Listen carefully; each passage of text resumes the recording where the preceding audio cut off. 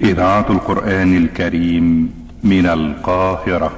أعوذ بالله من الشيطان الرجيم. بسم الله الرحمن الرحيم. ودانية عليهم ظلالها